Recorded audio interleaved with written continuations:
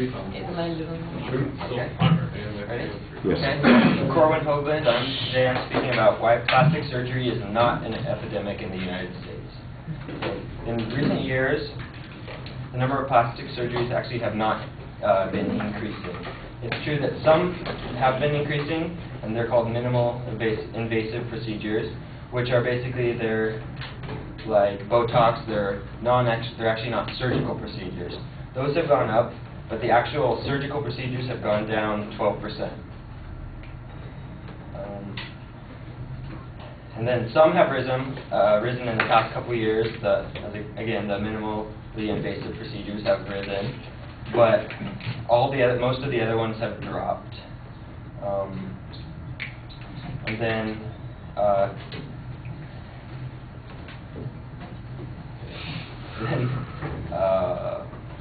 with men, concerning men having plastic surgeries, the source that the speaker cited for that, I can only find one specific reason, one procedure in which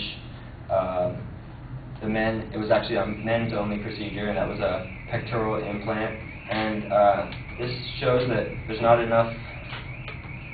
This shows that there's not enough proof that men's plastic surgery has risen. And in fact, the number of the pectoral implants cited, went from 400 per year in 2000 up to about 1,000 per year, which is not a large increase over 8 years. And another source that the speaker cited was that from 1997 to 2004, there was a 465% increase in cosmetic surgery in the United States. And this data is old, as it's from 2004. At this point, it's over 6 years old, which at the time it was true, but now it is not, because in the past 2 years, plastic surgery has actually dropped it dropped 15% in 2008 up to 17% in 2009. And then the other thing, plastic surgery does not affect the mental or physical health of the patient in a significant way. And first, it doesn't affect the person's psychological health because, as Dr. Barry Epley, who's a plastic surgeon, states, what is the psychological effect of cosmetic plastic surgery? Contrary to popular belief, no one's personality or psychological characteristics doesn't change after a surgery.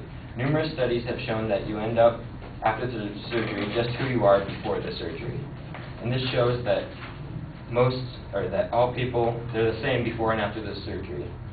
And then the second reason why plastic surgery does not affect the health of the patient is that there's a very low risk of complications such as infections, and that many of them can be avoided. Many of those risks can be avoided by choosing a well-known doctor who has a good reputation, and the patient makes sure that they are healthy before the operation, and that they are ready to perform it, and that they know that the doctor is capable. And Dr. Heffernan, who's a plastic surgeon, gives a good advice on how to reduce the risks. He says potential cosmetic surgery patients can significantly reduce the risk of complications by choosing a surgeon who is specially trained and certified to perform these cosmetic procedures. And just by following these simple steps, it shows that patients can vastly reduce the risk of infection or anything else that may arise after the procedure. And in conclusion, I hope that the evidence I showed you was enough to show you that plastic surgery is not an epidemic in the United States. Thank you. Yeah. All right.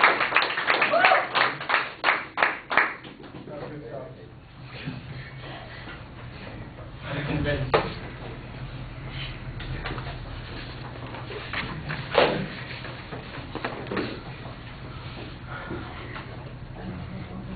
All right, Corwin, you present a counterclaim to begin with instead of telling us what the claim is the advocate made, and I think you need to outline and follow their structure more clearly. You don't use any of the signposts that they had for their particular argument.